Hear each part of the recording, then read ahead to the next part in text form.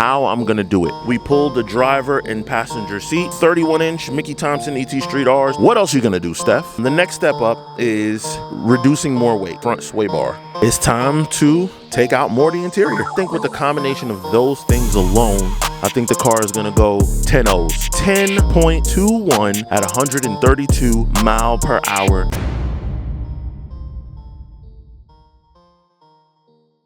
Yo, what's up everybody? It's Stefan here from Mod to Fame, and we are back with another video.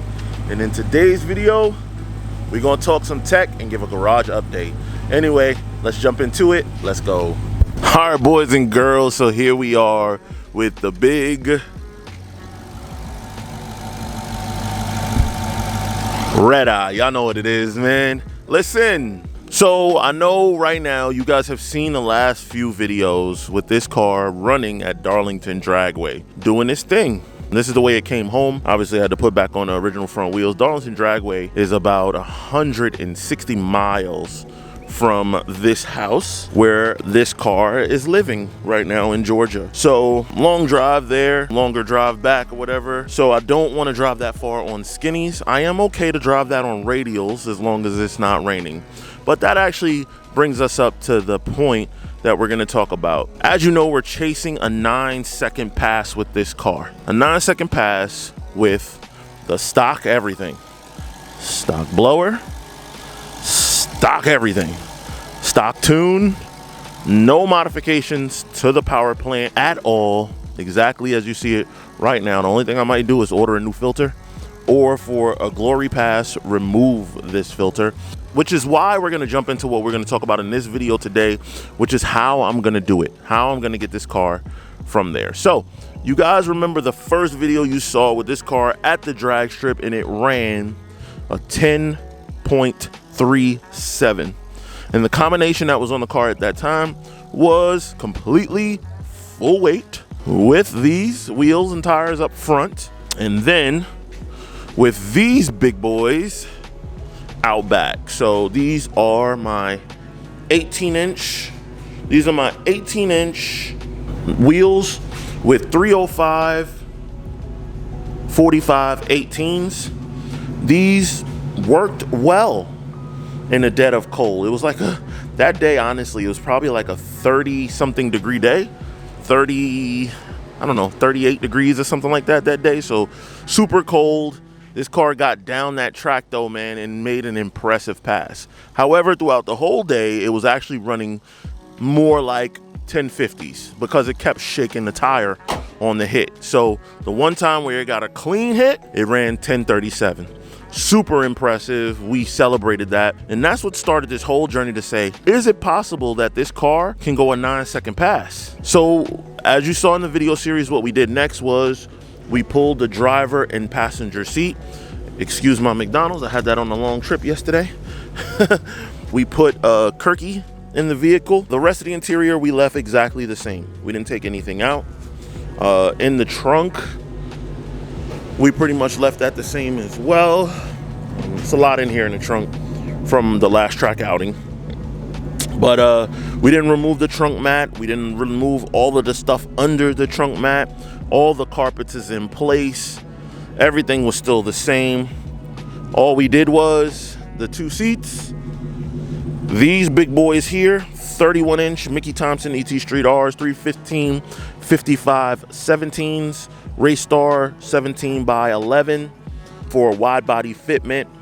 And then you guys saw the skinnies, which are Hoosier bias ply with Forge Star D5 wheels in the front, is what we ran over the last few videos. And you saw we did a best of 10.21 at 132 mile per hour. And that was with a 142 60 foot. So this thing is moving at that point. We improved from a 10.37 to a 10.21. Big differences there. That is a 10th and 64 hundredths. So leaning toward getting close to that almost 2/10 mark. So running almost 2/10 faster is a big deal when you don't add any power. We added no power.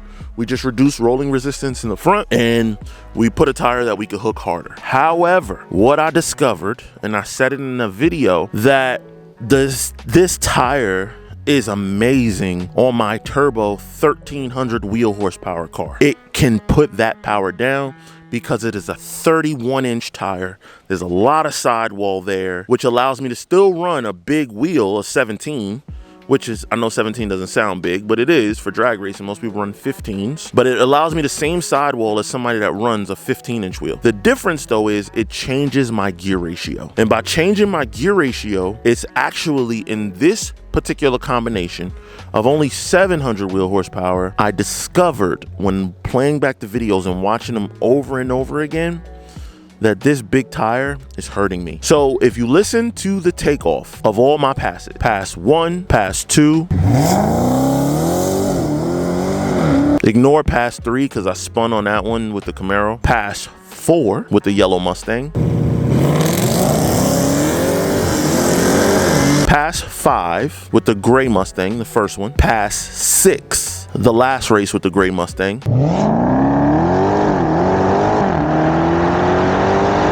in all of those passes, what you hear is the car take off and it goes, whoop, whoop, right? So like, not me stalling, but after it takes off, it leaves, but you hear like the motor get pulled down a little bit. So with a 309 differential, that should not be happening. It should just take off like whoop, immediately, just like whoop. I'm sorry, I kind of got to keep doing car sounds, but I'm trying to give you guys an idea of what I'm talking about.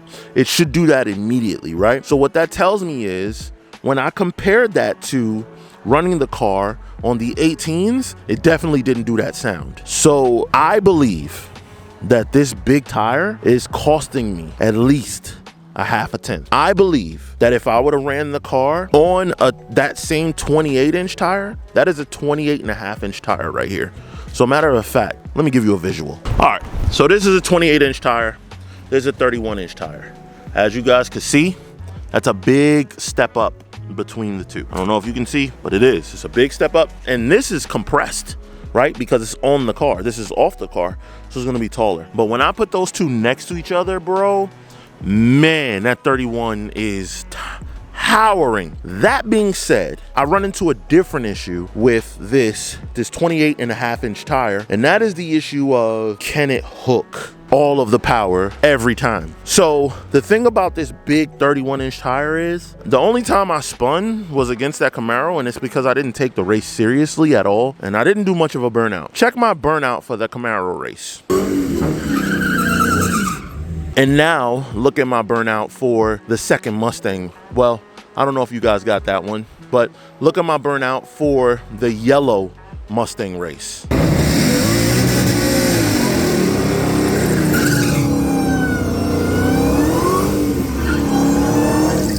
Way different, right? I didn't take it seriously, so it spun. The thing is, I don't know if this can put it down like that every single time, but I don't need every single time. All I need is for it to run the number I'm looking for. So one of the things I'm gonna do is, this 28.5 is decent, but it ain't fresh. It ain't fresh. These are way fresher. So I'm gonna get a fresh set of tires. And what I'm actually gonna do is go in the middle. 31, 28.5. I'm gonna get a 29.5-inch tire, which is a 315/50/17 instead of a 315/55/17. So I'm gonna get 2 of those tires fresh, and I believe reducing that 1.5 inches is gonna give me back the advantage to my 309 gear, and that sound of the motor being pulled down is gonna go away, and we're gonna put this thing in the 1/360 foots stock power. 1/360 foots stock power. What else are you gonna do, Steph? So additionally, the next step up is reducing more weight. So additional weight that's in this car is the front sway bar. The front sway bar not only is additional weight, but it also locks down the front so it can't come up as much. So the car was doing good. It was doing like that, but without a front sway bar, maybe it'll pull it even more to allow me to then hook that 29.5 better. You know what I mean? To make sure that it hooks every single time. And then I'm gonna lose another, I believe if I remember correctly, with all the weights and everything, another 16 pounds off of the nose of the car. In addition to that, it's time to take out more of the interior. So next up, these rear seats, they gotta go. Rear seats gotta go. That is 70 pounds. I think it was a little over 70. I think it was like 76 pounds. I made a whole video pulling all this weight out of my Hellcat, the other Hellcat, and I made a whole video showing that. In addition to that, all this trunk stuff gotta go. There is literally like another 28 to 30 pounds in here alone.